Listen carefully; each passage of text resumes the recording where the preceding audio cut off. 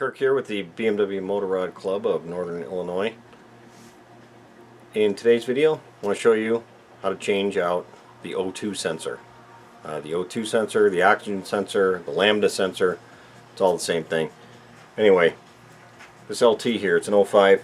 It came in with the complaint of it was running poorly and the mileage took a sudden dip. It went from around the the 40s, the high 40s. Suddenly it's getting about 30 miles to the gallon, and there's some other telltale signs that have shown that that is what's going on here with this bike.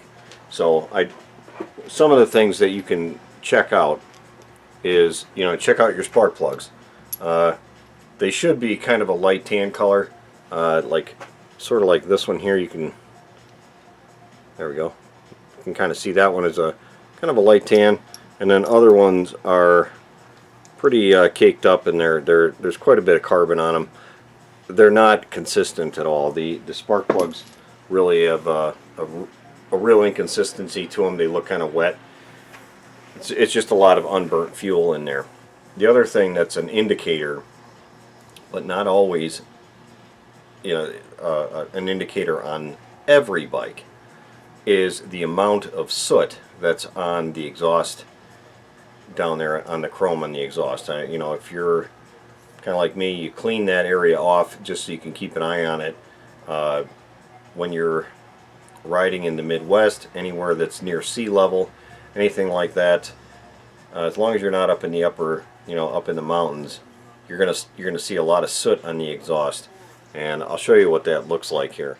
So you can see there is just a tremendous amount of soot, and it's actually kind of deep on there. I mean, it's really been sooty for a long time, and that's really just a gross amount. There's always a little bit, but you can kind of see it here on the end of the pipe, how it's really just kind of caked on there. This thing's not been running right. So that's a real clear indicator of an O2 sensor that's gone bad, or a Lambda sensor. Where is it located at? So the O2 sensor is located in the exhaust, within the exhaust pipe, just behind the collector there, where all four pipes come into one, right behind this foot peg. Now, never mind this this crazy looking device on here. It's a heel shifter that the guy put on there.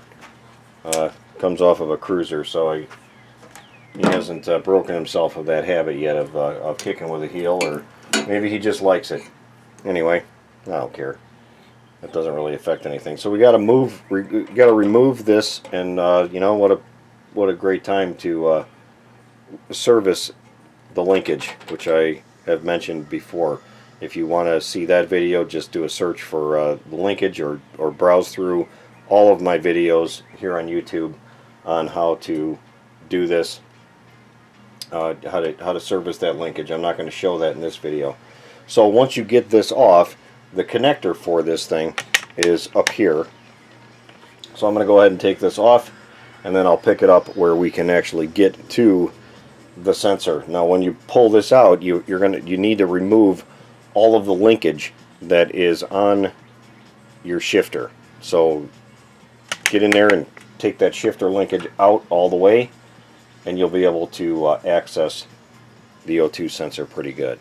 Alright, the last thing that I did on this, just to verify so I don't go and buy a part that I don't need, is I just wanted to check what the codes were on the bike. So you don't have to do this. If you've got all the symptoms, hey, you know what the cure is. It's a new O2 sensor.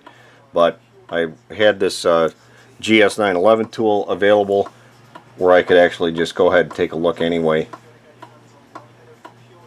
So don't feel like you got to go out and spend $300 on a GS911 tool unless you really want one, just to find out, oh, there's an O2 sensor that's bad.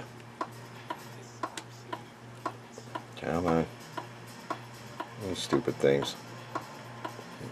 It's an ignorant little computer. All right, there it is. You can see there now. The ones that are in red are the hall sensor. It's because the bike's not running, but right there, oxygen, Lambda sensor, circuit malfunction.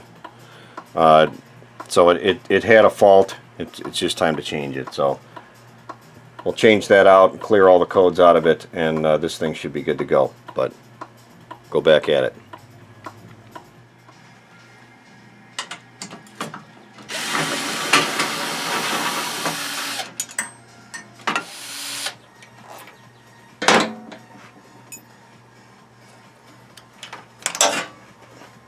There's the linkage. Now we can get to the sensor. Okay, right in there you can see there's the sensor right there. And the wire goes up, and there's a clip up inside right here that you have to unhook and just open up like that. There's a little tab on there. Just pop them open. So when you take this coupling apart here, it's got a couple little tabs on here that you just gotta kind of get apart. It's got little lock tabs in there. So however you gotta do it.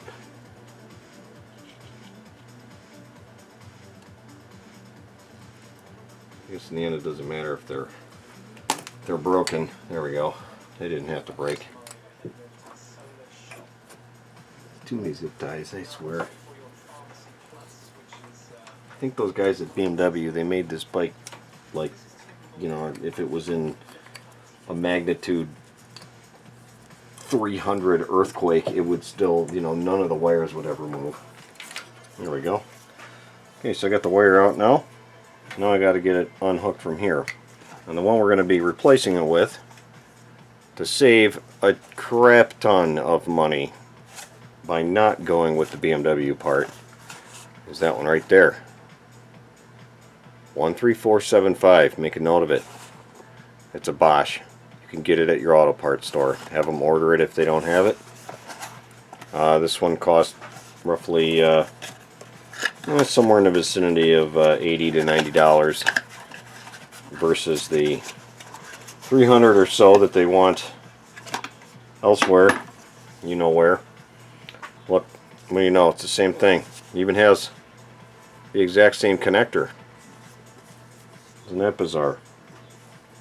See? It's not just special to BMW.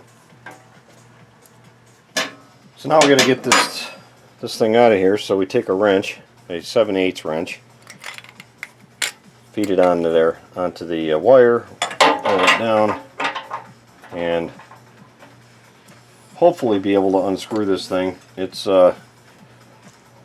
these things are just absolute misery. I have never met one of these yet on any vehicle, whether it be a car or a bike or anything that's got a catalytic converter. These O2 sensors, I swear to God, they just weld them right to the pipe. So I am going to use a little multiplier here, a little added wrench on there. Oh, there it goes. We're almost there now. Here we are. There's the offending unit. Now it might look just a little bit different, but the function's going to be the same, so don't worry about that. Good enough.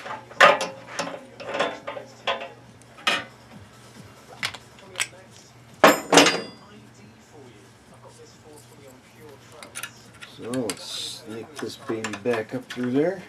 There it is. That's it. Now we got to zip tie it back on there.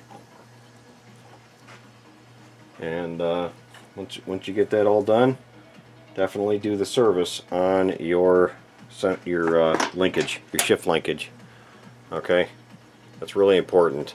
You see on this one here, it has never been done, and it's missing those little rubbers that go in here. It's dried out. The balls are loose. You know, it's a mess. So I gotta service that up and put it back together. But anyway, that's how you change out the O2 sensor on this bike.